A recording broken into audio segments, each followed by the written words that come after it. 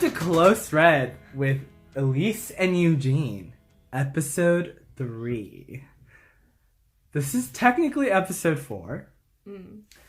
We had an episode 3. What happened to it, Elise? What happened? Well, there was drinking involved. And then it... Of liquids. Of liquids. And we just kind of, I don't know. It became like not interesting in a way. It was interesting for us, but it was like, yeah, we're just like talking about our lives. Like no one I gives had a shit so about much this. fun recording that. I will say, I think we grew wise and we were like, maybe this shouldn't hit the airwaves. Yes. It Did just we wasn't. make the right decision? I think so. Oh, It was just drunkenly like, damn, this sucks. This is hard. It was more therapy. And I don't know if this is necessarily therapy. It was quite necessary therapy. Yeah, maybe. Anyway, so what are we talking about today, Elise? Today we're talking about Parasite. Wow, the hit anime? The hit anime Parasite. No. The film. The 2019 film. By Bong Joon Ho. Yes. Bong Joon Ho? I think that's his name. You would know. I'm Korean and I don't know. It's fine. But we've seen it twice. Twice now. And it's actually been quite a buzz with news. Like, it's been kind of everywhere. Variety did their like director cut thing with it. They've been interviewing them on like Vogue and stuff. So it's getting a lot of traction, which is quite unusual. Also, PSA, I'm sick, so if I'm like a little bit sick, so it's gonna be a lot of like. we're bundled up. I've got my cup of tea here. Yeah. We're trying our best, and my dog is in here. So if she starts like barking and stuff, listen, that's not on us. That's on the dog. That's on that dumb bitch down there. Don't you dare call her a dumb bitch. I will murder you. Also, remember, we're supposed to keep the cursing on the DL now. Oh, we are? Yes, we are. Oh, okay. Well, as our manager. She said that? Yes, anyway. No, she didn't. Yes, she did. Anyway, Parasite. Yes. Well, I think first of all, we should introduce ourselves because for those of you who do not actually know us, you might be curious as to who we are and why the fuck we're doing this. Oh, fuck. I said fuck twice. I said 3 times. Sorry. I tried my best, manager. So, do you want to go first, or? No, you go first. I go first? I always go first. I have to gauge what I say based on what you say. Okay. So, hello. This is our podcast. I am Eugene, and this is Elise. The two of us are recent college graduates from UCLA, who both majored in English, so analysis queens. And then on top of that, I also did a little stint in political science, and Elise did a little stint in film. And we're hoping that through this endeavor, we get to utilize those skills. We get to really explore what we want to talk about, but also like have a fun time, just like putting stuff up on the webs. On the webs. On the interwebs. I mean, I think you did it. You covered it. You're good at that. Thank you. I'm so good at that. I will never have to introduce myself as long as Eugene is around. That's fair, because even in our other chats, I'm always like, Elise and I. It's because I know you hate introducing yourself. Like, what am I going to say? And I feel like I do it kind of okay. You did it. You do it well. Thank you. If only someone would give me a job now that I'm like, I can introduce myself. Yeah. But I just feel like it's also, like, our lives are just so intertwined, so it's just easier. Wow. Some would say that we are married. It's like we're married. We're in cahoots together. Yeah. Wow. That's super hot. Yeah. In a very heterosexual way. Yeah. Yeah. Anyways, so today we're going to be... Oh, I guess we should explain what the podcast is. We're very bad at this. No, you're great. Go ahead. So the podcast, Close Red, we've got kind of 2 things going for it. We've got like our usual and analytical content. College don't add us. We're not going to be deep diving and doing all of our sources in the actual audio. But we are starting a blog where we'll have articles that kind of go more into depth of what we're talking about, where we're drawing our sources from, and, you know, some more thoughts. Yeah. And then the other segment we've got going right now is called Some Thoughts. So that is a series where we just kind of discuss about a topic that is on our minds. You know, we're giving it some thought. Yes. Like the host. That's So yeah, that's kind of what Close Red is about. We hope you enjoy our conversation about Parasite.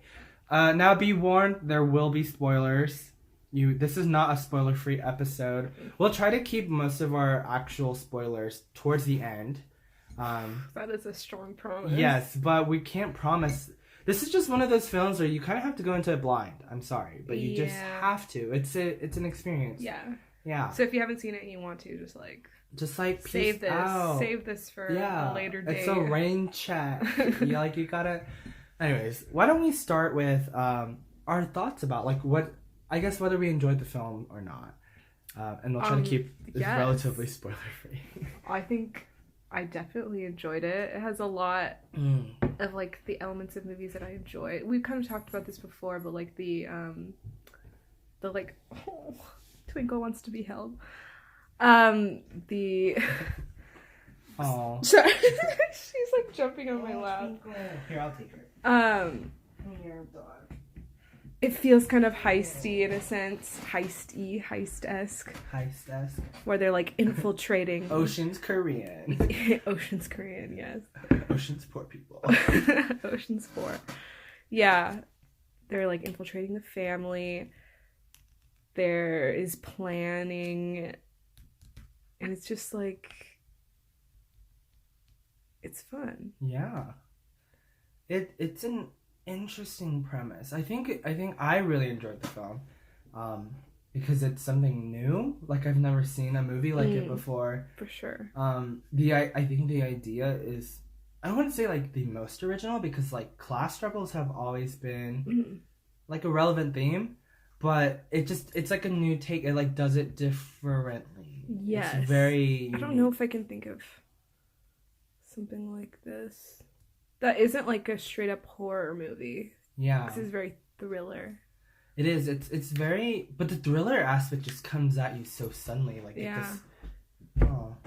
My poor dog is shaking her head constantly. And I think it's because she has an ear infection. Really? That would make sense. Yeah. She has very sensitive ears, and she gets, like, an infection every once in a while. Oh my god, that's so sad. I know. And it bothers her a lot. No. Anyway, so Parasite. Yeah, we really enjoyed it. I would highly recommend seeing it. Don't look up any spoilers. Just know it's about a family that's very poor. They're unemployed. And they kind of scam their way into the lives of these wealthy people. For money reasons. Yeah. And in the process, they get wrapped up in a lot of shit. Yes. Yeah. That's all. I think that's all we can say. That's without like not it being spoiler free. Yeah. All right. That's it. If you're gonna watch the film, get the fuck out of here. If you're not gonna watch it and you don't care for it, listen on. Or you've already watched it and so you're just like, cool. Let's get the hot takes. All right. What stood out to you the most, Madam Elise? Ew. Elise. Ew. Okay, bitch. Sorry, I did it again. I know.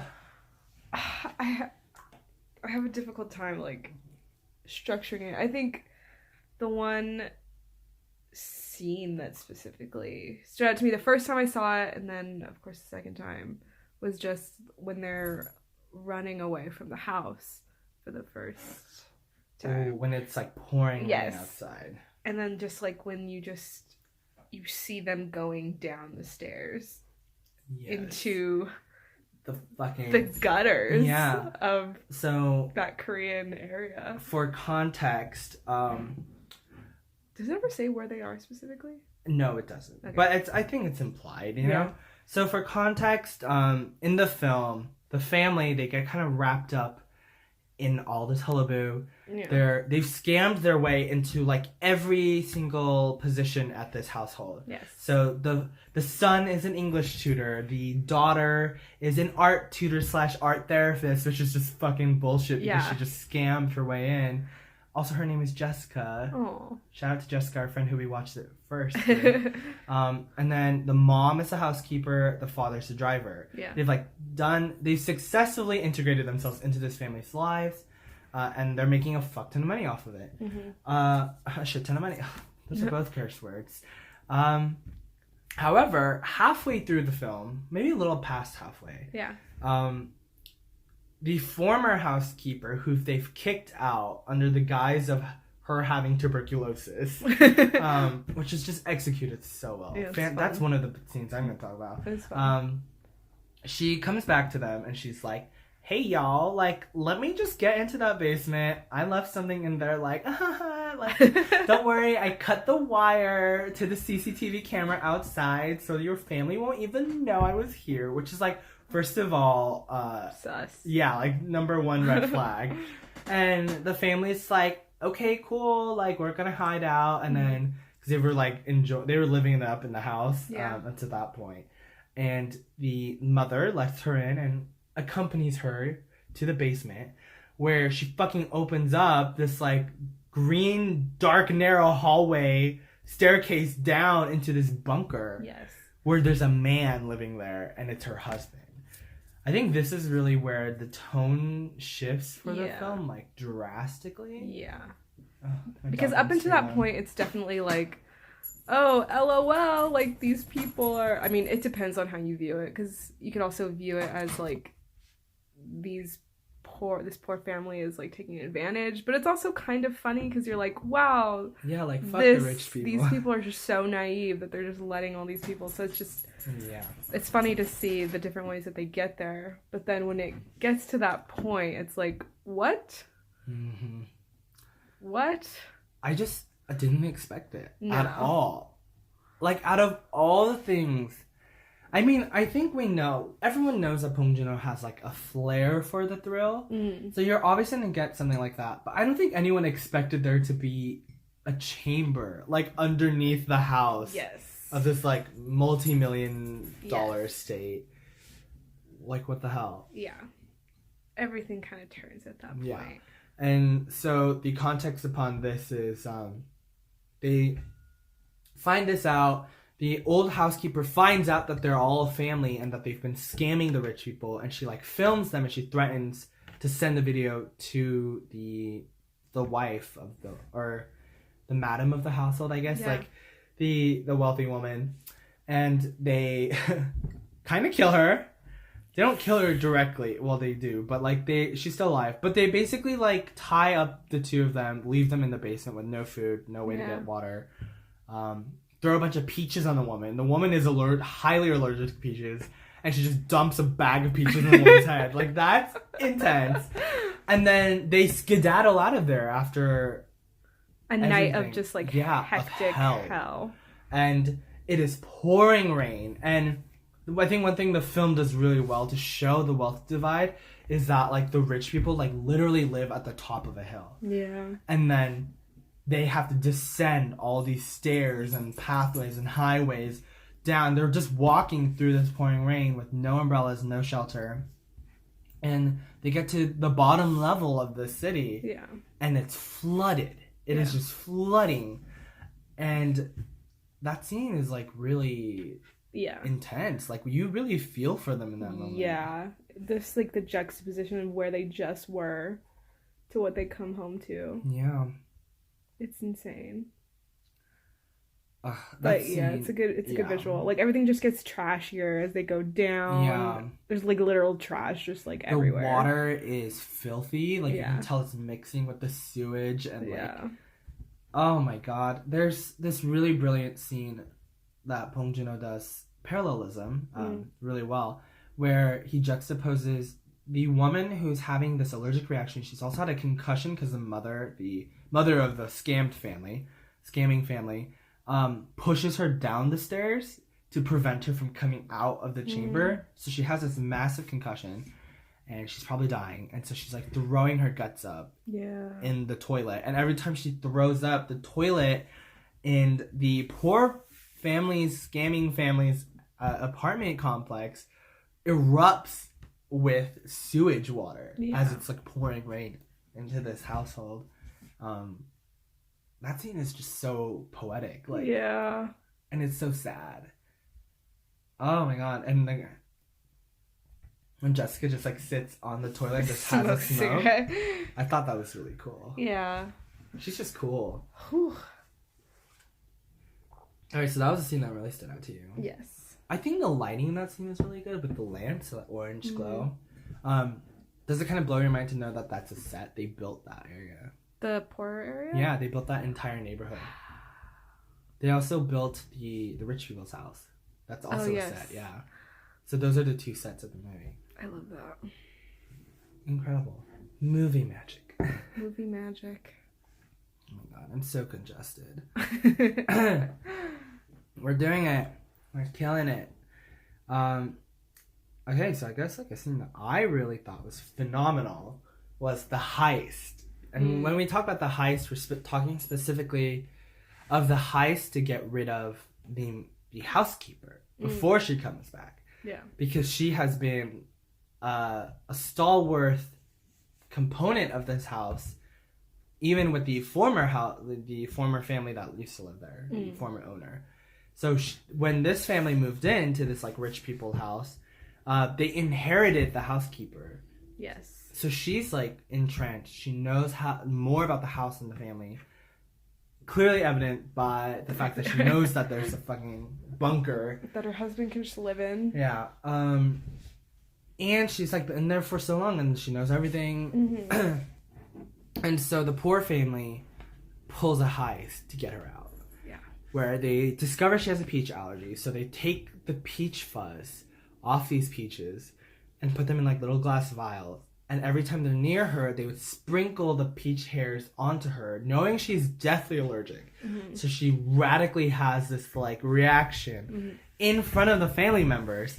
And then the father keeps telling her like, oh, like she's so obviously sick with tuberculosis and she's just hiding it. And she's the worst because how could she do that when you have a kid in the house? Yeah. And they really cement it because they actually follow her to the hospital and take a photo of her on the phone at the hospital. And they claim they heard her saying that she has active TB. And there's just this brilliant moment where he's like, the driver, the father is like putting all this fear and paranoia into the madam's head. And she's like walking up the stairs from the garage, doing like signing the cross and like putting her hand to her mouth. And in horror, as she sees the housekeeper coughing and spraying her spit everywhere. And the driver walks over to the trash can where she saw her dump the napkin, like puts a hot sauce packet all over like ketchup and pulls it out and in horror shows her the bloody napkin. Effectively so good. His face. Yeah, like the and then the madam like passes out. She like faints on the spot. It's just so comedic. It's so funny. Yes. It's paced so well. There's like the like cutting back and forth between the son showing him the script to talk to the madam and like it playing in real life as he's doing it. It's really fun. Yeah. The scene with the cutting back with the son and the father practicing the script for this heist is actually kind of an inside joke because in Korea, which is where the actors are from, the father is actually a veteran actor who's acted in almost all of Bong Joon Ho's works, I think. They're kind of like a team, a duo. He's very famous. He's been in the game for decades. Yeah. And the one who is the son was in Train to Busan. He's the baseball boy. Oh, yeah. Yeah, who like helps fight them off. So the girlfriend. Yeah. That is so sad. That's him. And so... Such a good movie. Yeah, and so basically, it's like this young up-and-coming actor is like teaching this older, very experienced veteran how to act. Yeah. So that's kind of like a meta joke happening there. I thought that'd be a good FYI. Yeah, that's fun. Do you want to just like let her out? Yeah. Sorry, our dog is very demanding. Twinkle, the door has opened as you wish. Go on, Twinkle. Bye. She'll be fine, right? Yeah, I'm sure. So yeah, that's the heist scene. Oh, It's a lot of fun. it's so much fun. And like I think we knew that it would be that much fun when he gets his sister in. Yes. And he's just her little song. Yeah. There's like a scene where when this all first starts happening, when he's like, "Oh, you know what? Like you need an art teacher." Like, I think I know one. Yeah. And the mom's like, "Oh, you do? Like, tell me about her." And he's like, "Her name's Jessica. She's from Illinois, Chicago. She graduated from university in art." Illinois, Chicago. Yeah. And so there's a scene where like his sister walks up to the apartment and like right before they ring the doorbell, she's like, "Okay, let's go over this one more time." And they do this song where he's giving her like all the things she has to remember. So it's like Jessica, Illinois, Wedongdal, Chicago. Like and they just like go through it. And Wedongdal means like only child. Yeah. So it's like they're just going over the song. And that scene just got a lot of laughs when we watched it. And it was the preface to the heist. Yeah. That actress is so beautiful too. She is. Have a crush on her. Whatever. It's fine. Queendom. Cool. Any other scenes that like really stood out to you? I was like, whoa, you haven't seen that. Right. Oh my god, my dog just opened the door, but it was terrifying because I couldn't see her. And so I just saw the door open behind you. I do want to talk about the husband that lives below. Oh. But I'm not sure what to say about it exactly. Like a specific scene? Yeah. Should we move on from scenes that like really stand out to us? Yeah, it's fine. Okay, cool. Now let's talk about the creepy dude. Yeah. I feel bad for him. Yeah, he becomes like... He's not like he's the main bad guy or anything, but he just like comes out of nowhere with like the finale. Yeah, so for those of you who don't know, there's a man who lives in the basement of this house. And he is the husband of the former housekeeper. Yeah. So when she comes back to like get something that she lost or forgot, she's like trying to feed her husband because he's been sealed away into this basement, to this bunker for like weeks with no food, no water. Or I guess water because there's a sink and stuff. Yeah. But... I just don't know like what he is other than like the class, like fighting between classes. I guess maybe that's what he is supposed to represent. But it's just interesting that I don't know what happened to him to make him crazy. He wasn't crazy in the beginning though. When Exactly. Well, kind of. Because what kind of person is just like complacent with staying down there? Someone who's I know lost he is everything. hiding. He is hiding. Yeah, he's hiding away from loan sharks.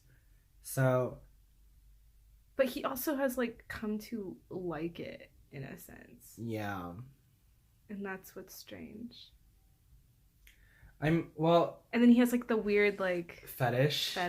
With... He has like a weird obsession with the father. Fetishes. Yeah, with the father of the household, who's this like wealthy tech entrepreneur, but I thought that was more of a class thing. That's true. I think it is just a class. Of the way that the poor kind of just like worship the wealthy in a way. And show... Because he's like, thank you for all that I have. Like, that's what he would say. As if living in this fucking basement bunker. Yeah. As if this guy thinks about him at all. Yeah. Like, he doesn't know he exists. No. Interesting. Kim Kardashian doesn't know you exist. Stop buying her stuff. I'm so sad Kim Kardashian doesn't know who I am. I'm like, Khloe, oh my god, I can't even pretend to like know these people's names. That family, they don't know you exist. Stop buying their stuff. Jeffree Star, don't buy his palette. Like, stop. That's true. It's weird that we're like, oh, these people care about us. It's like, They don't give us single shit. And that's the whole point. That's the point. Yeah. So, I guess we're like, right now we're talking about one of the themes of the movie, which is like probably the most Which I guess is what he represents the most. Yes, which is class, I don't even want to say like class conflict, but it kind of is. It's like class struggles, class divide. It's all about class. Yeah. and the differences in class. It's criticizing both aspects. It's like, it's not just, Yes. I mean, it is like, fuck the rich, but it's also like, this guy is idolizing this rich man. It doesn't like, just there's something wrong with that, demonize the too. wealthy. It also shows why they're able to stay in power, why they're able to be so wealthy. And it's because the poor don't seem to understand that they're allies. Because when the dude in the basement is introduced, we're told that the reason why he's hiding was he took out a bunch of loans to open a Castella cake shop. So Castella's in South Korea. This is also kind of like a cultural thing that I think people might have missed. So in Korea, the way that things run is, first of all, it's a very modernized place, and they've had social media since the 90s. So they've been kind of, because the government invested in a lot of it. So they've been very, like, I don't want to say, like, media focused, but their minds are very, like, used to being in this, like, space of staying with the trends and, like, being on top of things. And if you're not, you're kind of looked at being less kind of, like, tacky or behind the times. And it's not to say that doesn't happen here, but it's much more intense there. And so every couple of years, there's, like, a huge trend, right? And so this trend is the Castella cake shop trend, where, like, everyone wanted to eat a Castella, take a photo of it, put it on their Instagram. And so seeing that as a business prospect, everyone opened a Castella shop. And because everyone opened a Castella shop, they're not going to do well, you know? And once the trend passes, like, it's over. It's ogre. And so, but it's the father of this scheming family who now are employed. So they're flying. They have money. He also owned the Castella shop, which is why they were so poor in the first place. And so it's kind of juxtaposing these two people and being like, look, like, you both were in the same situation, but one of you is employed now, and you can't seem to, like, find a morsel, like a single crumb of empathy for this other man who's living in a fucking basement bunker, hiding from debt collectors, like, and they don't. Like, the mom tries to call the cops on them, which is how this whole thing breaks down. And so I really think it's, like, showing, like, like, they're wealthy. They have so much money. They don't understand what it's like to be poor. And that's evidenced by the fact that they have, like, a weird fetish thing going on. The rich people, where the rich people like to masquerade as poor. So, like, there's a sex scene between the husband and the wife. And the husband's like, oh my god, like, you should wear that cheap pair of panties. And the wife, thinking that poor people are addicted to drugs or something, says, like, oh my god, like, I'll wear them if you buy me drugs. Like, buy me drugs. And they're, like, having sex on this couch while they're talking like this. And everyone else in the theater is like, what the fuck? It's weird. It's weird. But they're like fetishizing that. They're like, wow, we're so poor. We're so sexy and dirty. The way that they talk about poor people, too. It's crazy. Yeah. And then the poor fetishize, or I guess the way they wealthy. Don't talk about them. It's like the way they talk, I don't know. About they're never like poor backs. people. Yeah, they're like poor people are disgusting. It's like the people that take the subway and, like, the people that we've employed. Right. They're like, isn't it weird how the people we employ all smell the same? Yeah. And they're like, what do you mean? It's like, what smell? Yeah. But it's like, oh my god, that is such a... It's such a thing in this film, of the smell. The smell. I was so self-conscious when we were leaving that movie. You're like, do I smell poor? No. I have to smell at least middle class. We're not middle class. No. Anyway. Yeah. Yeah, that's whack.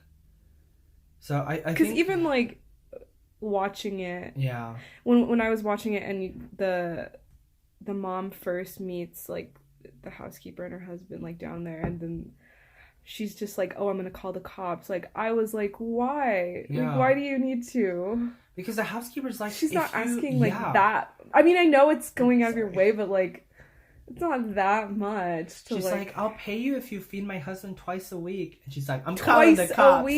Twice a week, not even every day. Yeah. I don't know. It was definitely, I mean, like, I could imagine where she's like, this bitch is fucking crazy. Like, she fucking hit her husband here. Yeah. I'm calling the cops. Like, people live here. Like, she lives here. That's true. So I could see where, like, that's kind of crazy, but I don't know, like... But in the context of this family, who all they do is scheme... And scam, and... I don't know.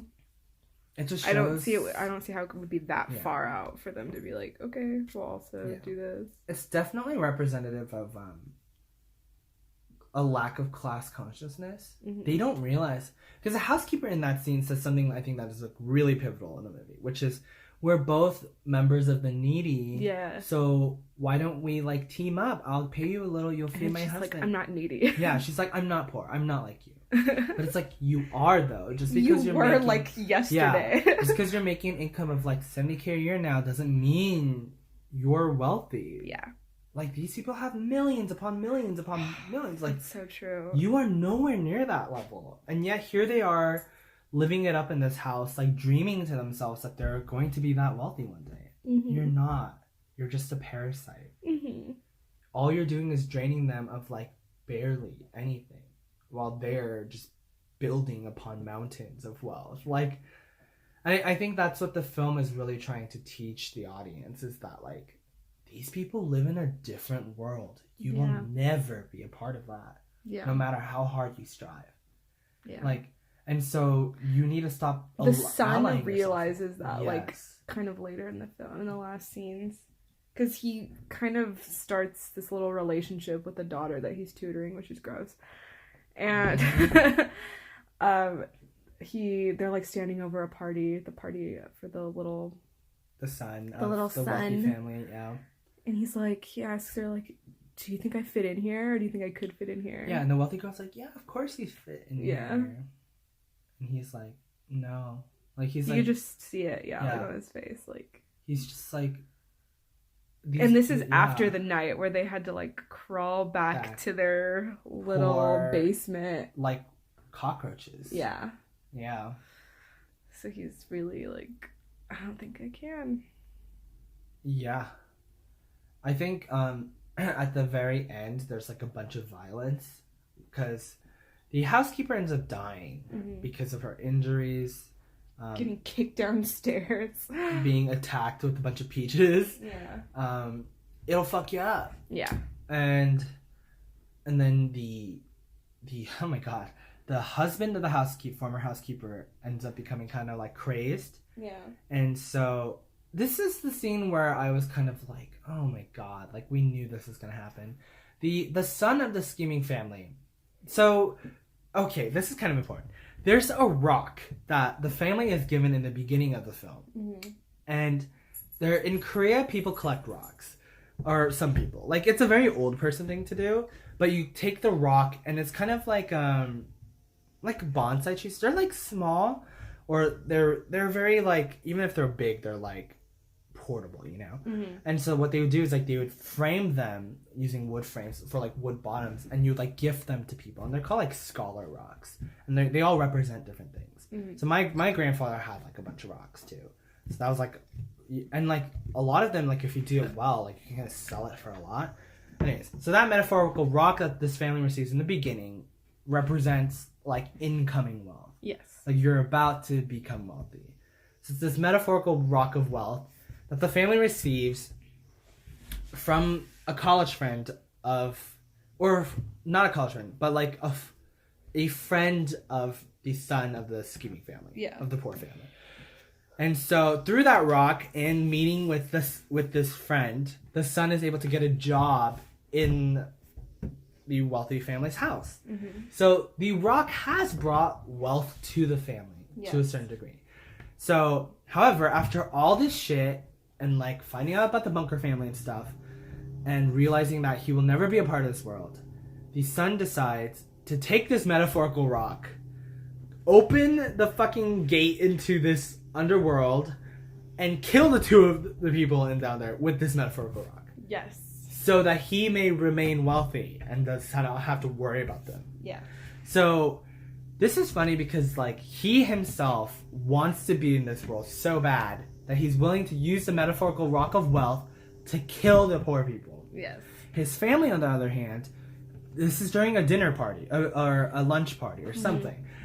His other family, on the other hand, are collecting food. His sister and his mom are collecting food to give to the poor people because they're like, we're worried about them. We should bring food down for them. Yeah. And so you see this divide where he's like, no, I'm going to be wealthy. I'm going to take this rock down. I'm going to kill them. He fucking goes down the stairs and he drops the metaphorical rock of wealth. Dumbass. Which just skitters down. It just fucking plummets down the stairs. Makes a whole fuck ton of noise. Alerting the crazy man. Yes. Who has watched his wife die, throw up, have allergies, everything. Just she's dead. Anyways, he goes down. He finds the dead housekeeper and he's like, are you okay? And the crazy man strikes. Oh, yeah. There goes Twinkle. Bye, Twinkle. And so what happens? Well, the man gets him. The man gets him and fucking kills him almost. Almost. Fatally wounds him in the head with the rock. Yeah, with the metaphorical rock of wealth. My God, they're also doing a bunch of gardening outside. Anyways, so he takes the metaphorical rock, this poor crazy man, and kills the boy, fatally wounds him. Mm-hmm. And he bleeds out everywhere. And then the man continues to the kitchen where he grabs a knife. Jessica, the sister / whoa, wow. There's a ghost in here. The sister / oh, it's Twinkle. Twinkle's the ghost. Twinkle's the dog, by the way. If y'all don't know. Jessica is holding the cake for the little boy. Yeah, she's like, oh my God, congratulations on recovering from your art therapy, which I've been scamming you about. She walks this cake out, and then what happens?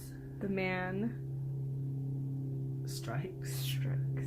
He He plunges the knife into her chest and she cakes him. She takes the cake and she's like, shit. And she just cakes him. Yeah. And then he's like waving the knife around. He's like, bring out Oh, I forgot her name. the housekeeper.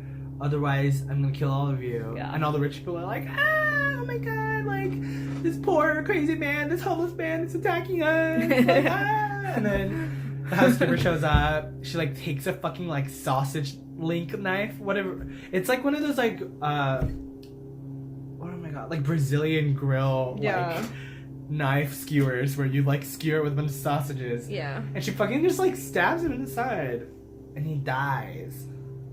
But there's like a really important scene here where the car keys for this rich man car, his BMW, is under or like next to the dying crazy man with the knife, and he like looks up at him as he's like reaching for the keys, and he's like, respect, like, I love you. Yeah. And the guy just like closes his nose because he's like, you smell because you're poor. Yeah.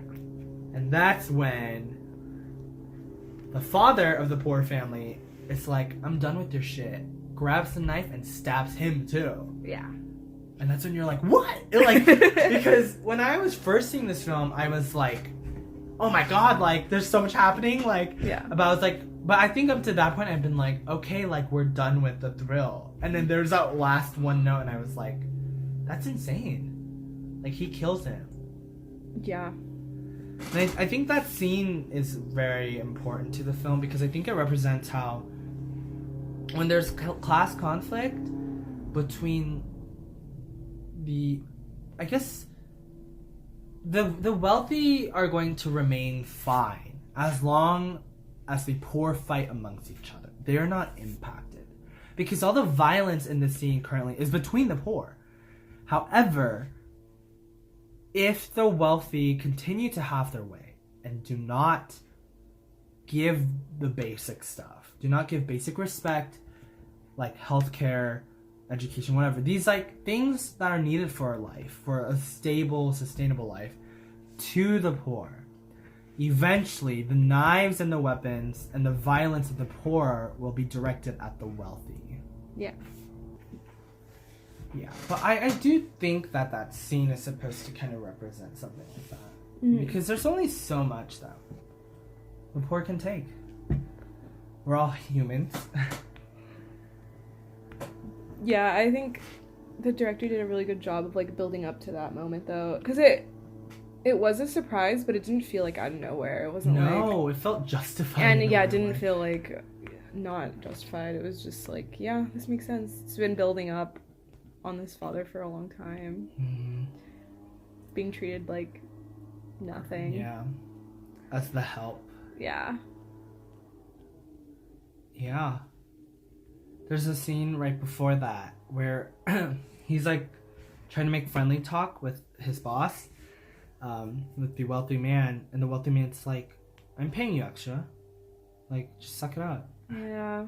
Just do it, you know? Mm-hmm.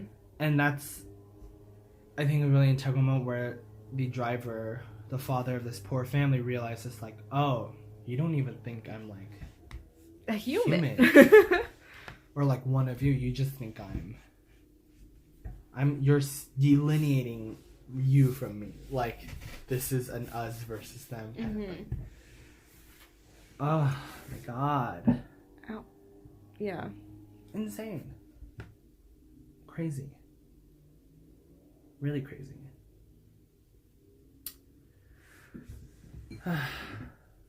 We've reached the 40-minute mark. What more can we say about this film?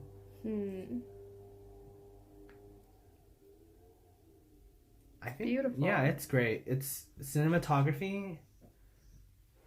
Wonderful. Cinematography. The cinematography is wonderful. It's fantastic. It's really done well. I think Bong Joon Ho, I saw this one interview where someone was talking about how much they love his lighting work, because they say the lighting in this film kind of gives like a magical glow to things. And I think that you can really see that in the poor neighborhood when it's raining, the orange glow.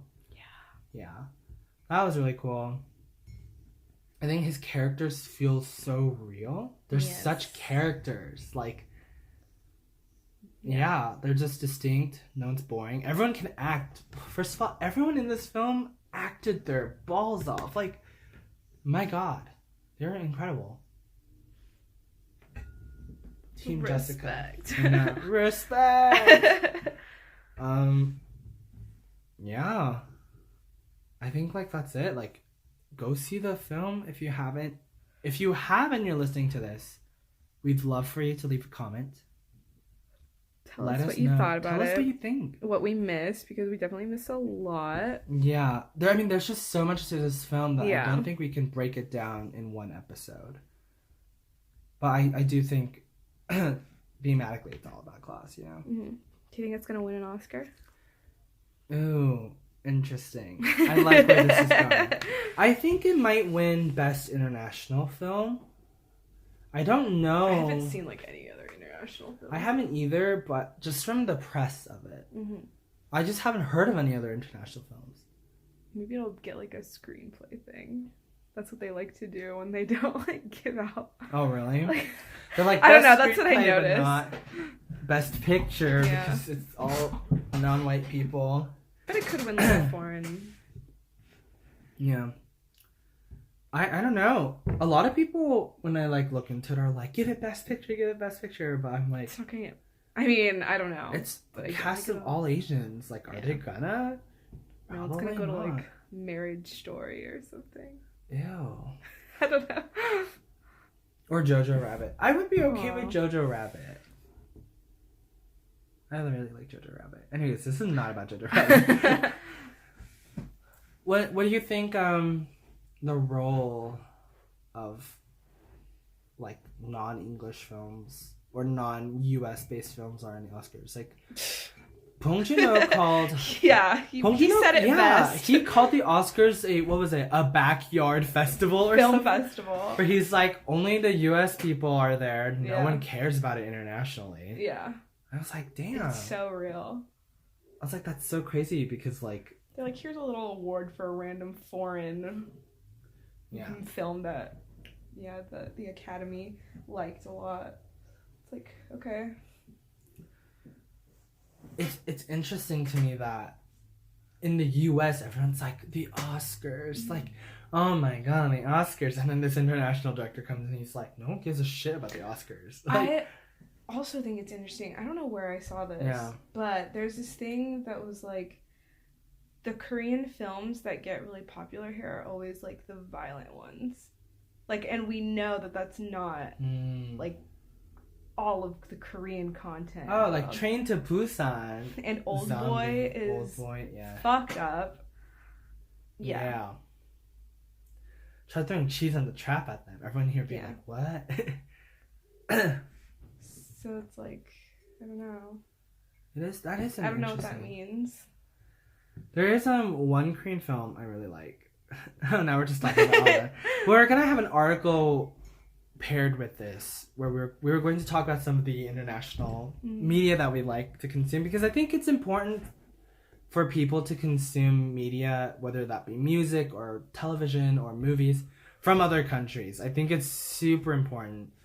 The US is just so isolated in all of its media consumption and its language use, and it really shows in our people because we're just so uneducated about anything.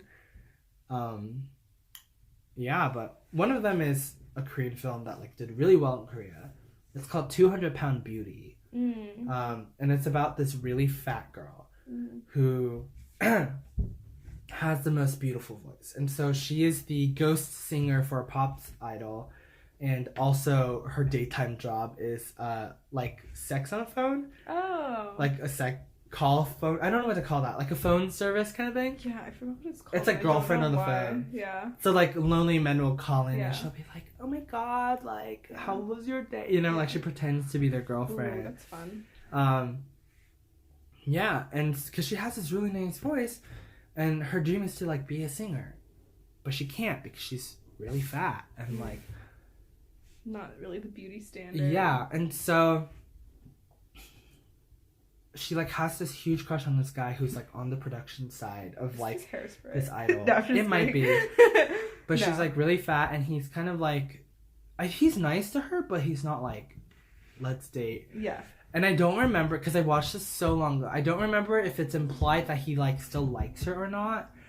So I don't remember that part, but she decides to get plastic surgery, and so she redoes her face. She like gets into the exercise regimen. She does the physical trainer, and this like plastic surgery clinic is doing it for her because like she is an experiment. You know, like if they can fix her, that is the biggest promotion they're getting. And so they do it for her, and she turns into like the most beautiful person ever, and her voice is incredible and sexy and nice. Plays and her? Like, I don't remember. Go on. But she's quite recognizable. Yeah.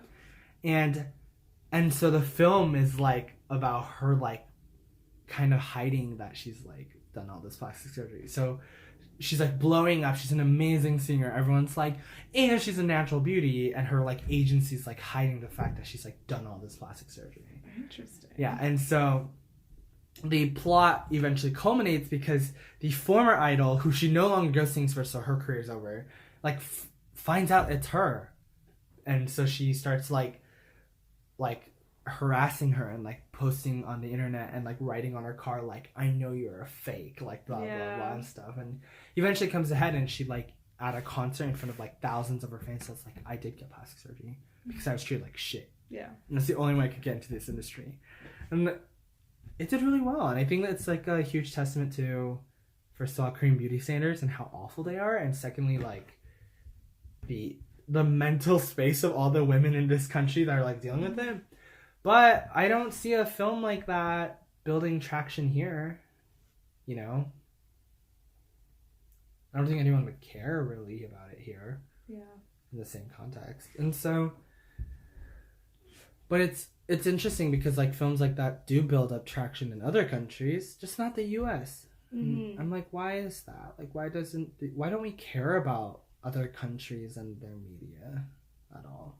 Unless it's violent. Well, I mean, if you think of like the Miyazaki movies, that's different. True, but it is like animation though, and it's from. But it's still like it's popular here. Is it though? Yes. Like really popular? Yes. Maybe I just don't hang out with Because I'm thinking like, yeah, No like Face? weeps know it.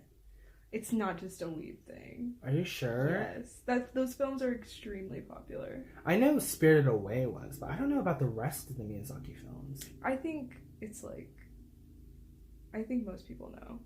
Didn't Spirited Away win an Oscar? Maybe. Best animation? I think it did. That's kind of incredible. Yeah. Yeah. But you know why it won? Because it had the English dub. It was dubbed over by... Aren't like all of them dubbed over? They are when they come over here, but... Yeah. So it's not like... But what I'm saying is like, it's not in the original language it's being shipped from. Mm-hmm. So, I don't know, like it feels a little... Like we can be like, yes, it was the first foreign film, you know, to like really build up traction here, but it was I'm not saying it's the first. It's not the first. Yeah. There's I'm just saying like... foreign films. It was like... in English. It was like easy for the audience to digest because it was in English versus like this film which is not dubbed over at all. Mm-hmm. And I wonder if that's playing a role in any of it. Well, I think it kind of makes it accessible because not everybody wants to like, I don't know, like read subtitles. Subtitles. But I mean, like hard of hearing people read subtitles all the time. They don't have a choice. And like we read subtitles all the time. It's not difficult. It's not. I'm just saying that some people don't prefer it. It's very much like a preference thing. Get over it. Yeah. Open your horizons. Consume something new. Alright. That's my spiel. What do you want to say? Nothing. There's a lot of good foreign films. Alright. Yeah. And on that note... They do so well. Are we done here, madam? I think so. I think we've exhausted this topic. Also, the congestion's really getting to me right now. I did take me sick. Alright. Thanks for tuning in with Close Red. I hope you enjoyed our topic. I don't know if Elise did. She's like ready to check out. I'm ready to check out. She's ready to check out. By the time this episode airs, we've been checked out. Alright, thanks for tuning in. I think our next episode we're probably going to try to go the Some Thoughts route. Some Thoughts. Some Thoughts is fun. It is. It is. Alright. See you later.